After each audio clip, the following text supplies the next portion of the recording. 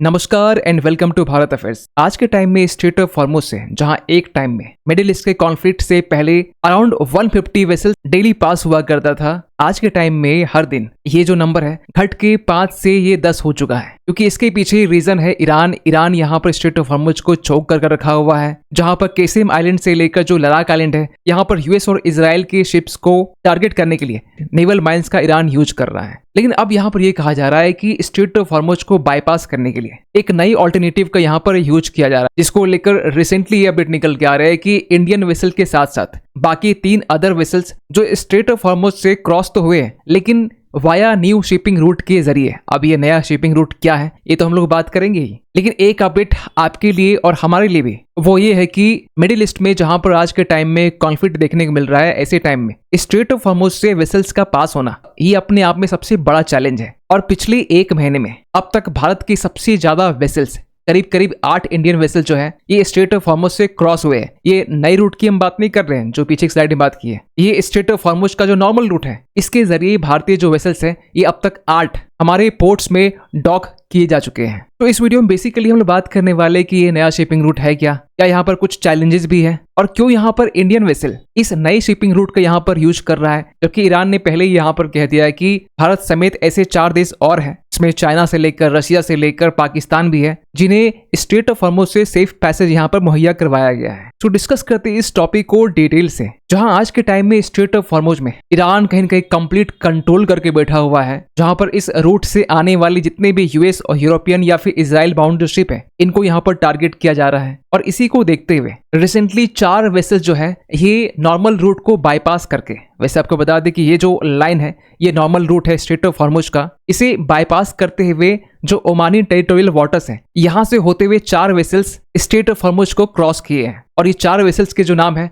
आप यहाँ पर देख पाएंगे, VLCC हबरूत, इसके बाद में धलकुट है, LNG कैरियर है, और इंडियन फ्लैग जो वेसल्स है MSB क्यूबा जो दुबई से डिपार्ट हुआ था। और यहाँ पर ये भी दिखा गया कि जो वेसल्स ट्रैफिक सेपरेशन स्कीम का यूज किया करते थे, इसमें बेसिकली जो वेसल्स होते हैं ये ईरानियन आइलैंड जैसे कि लद्दाख या फिर जो केशम आइलैंड है, अगर आप मैप में देखें तो ये जो बड़ा सा आइलैंड है इसके नीचे ये केशम आइलैंड है, और इसके जस्ट साउथ ईस्ट में आप यहाँ देख पाएंगे ये है लद्दाख आइलैंड। दोनों के बीच का जो रूट है ये नॉर्मल रूट है, इसका यूज किया जाता था स्ट्रेट ऑफ हॉर्मुज से क्रॉस करने के लिए। तो रिसेंटली ये भी कहा गया कि 95% TSS का जो यूजेज है यहाँ पर घटा है, मींस ट्रैफिक सेपरेशन स्कीम का। और इस तरीके से हमें यहाँ ये देखने को मिल रहा है कि ओमानी टेरिटोरियल जो वाटर है इस रूट को अब यहाँ पर यूज किया जा रहा है स्ट्रेट ऑफ हॉर्मुज से क्रॉस करने के लिए। अब सवाल ये निकल के आता है कि ओमान का वाटर ही क्यों? तो आपको बता दें कि जो ओमान है इसका एक छोटा सा जो हिस्सा है ये आपको जस्ट ऊपर हमें आपको देखने को मिलता है। और जब भी स्ट्रेट ऑफ हॉर्मुज की बात करते हैं तो ये UAE और ईरान के बीच नहीं है, ये ओमान और ईरान के बीच हमें देखने को मिलता है। और जो भी यहाँ पर 4 शिप स्ट्रेट ऑफ हॉर्मुज को क्रॉस किए हैं, आप देख पाएंगे ओमान का जो कोस्ट है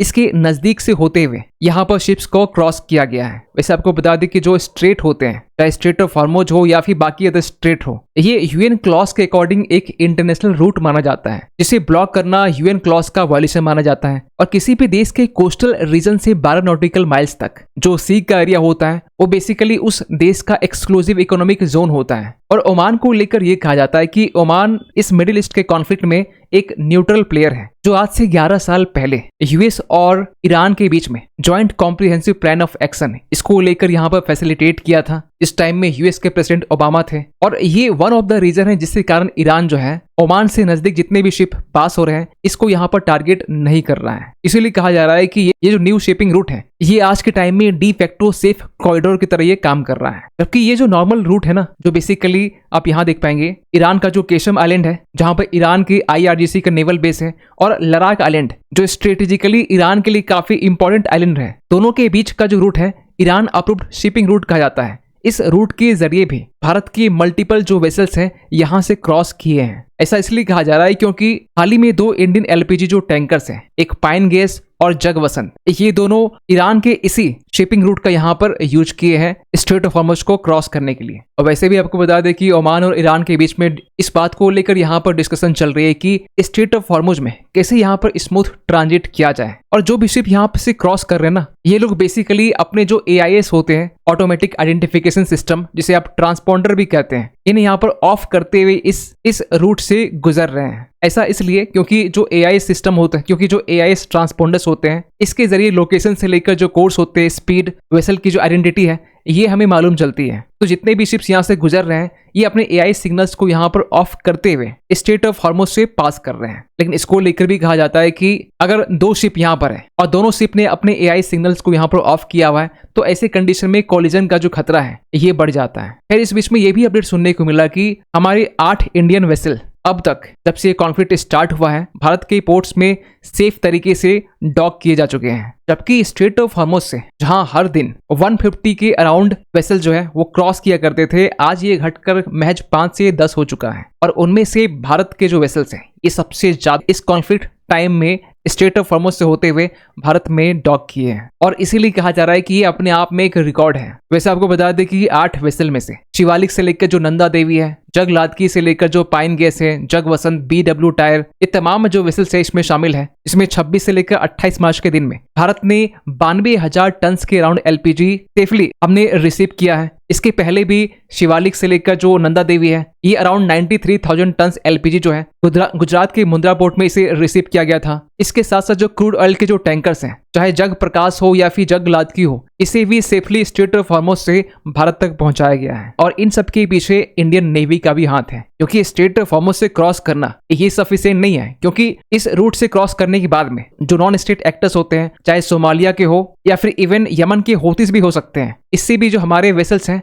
सेफली इंडिया तक पहुंचाने होते हैं। और इसको लेकर इंडियन नेवी की तरफ से आज से कुछ दिन पहले ऑपरेशन ऊर्जा सुरक्षा ये लॉन्च किया गया था। और 8 इंडियन शिप्स पहुंचने के बाद में अब भी हमारे 16 जो वेसल्स हैं ये स्ट्रेट ऑफ हॉर्मुज में फंसे हुए हैं, जहां पर सी फेरर की बात करें तो 100 से भी यहाँ पर ज्यादा है। इन सवाल ही निकल के आता है कि हमारी शिप्स ही क्यों। देखिए, ईरान ने पहले ही भारत को ये कह दिया था कि भारत समेत चाइना, रशिया, इवन की पाकिस्तान भी, इनके जो शिप्स हैं स्ट्रेट ऑफ हॉर्मुज से बिना रुकावट के पास हो सकते हैं। और मिडिल ईस्ट की इस कॉन्फ्लिक्ट में भारत कहीं न कहीं स्ट्रेटेजिक न्यूट्रलिटी को भी मेंटेन कर रहा है, जहां हमारे रिश्ते ईरान के साथ भी अच्छे हैं, यूएस के साथ भी अच्छे हैं, सऊदी अरब से लेकर UAE से लेकर जो इजराइल है इनके साथ भी अच्छे हैं। लेकिन ऐसा नहीं कि हम लोग कंप्लीटली साइलेंट हैं। ईरान ने जब कतर के प्लांट के ऊपर में स्ट्राइक किया तो भारत ने इसकी निंदा भी की, और इजराइल ने जब ईरान के स्कूल्स में अटैक किया तो भारत ने इसकी भी निंदा की। फिर इसके अलावा ईरान और भारत के जो रिश्ते हैं या फिर डिप्लोमेटिक रिलेशंस की बात करें, ये दोनों काफी अच्छे हैं। चाबहार पोर्ट में हमारा इन्वेस्टमेंट भी है, लेकिन जहां पर भारत को सेफ पैसेज यहां पर दिया जा रहा है स्ट्रेट ऑफ हॉर्मुज में, वहीं पर यूएस जो बाउंड शिप है या फिर इजरायली बाउंड जो शिप है, इन्हें यहां पर रोका जा रहा है ईरान के तरफ से। और इसको लेकर ट्रंप ने हाल ही में, आप देख सकते हैं 5 अप्रैल का बेसिकली ये आर्टिकल है, जहां पर ईरान को ये थ्रेटन दे रहे हैं कि अगर स्ट्रेट ऑफ हॉर्मुज को अगर आपने आगे ही ब्लॉक किया तो ईरान के जो इंफ्रास्ट्रक्चर है इसे हम लोग हिट कर सकते हैं। जबकि ट्रंप ने इसके पहले ये कहा था कि स्ट्रेट ऑफ हॉर्मुज अगर ओपन नहीं भी होता है तो इसके बाद भी ये ईरान के साथ में डील कर सकते हैं। खैर, इनकी बात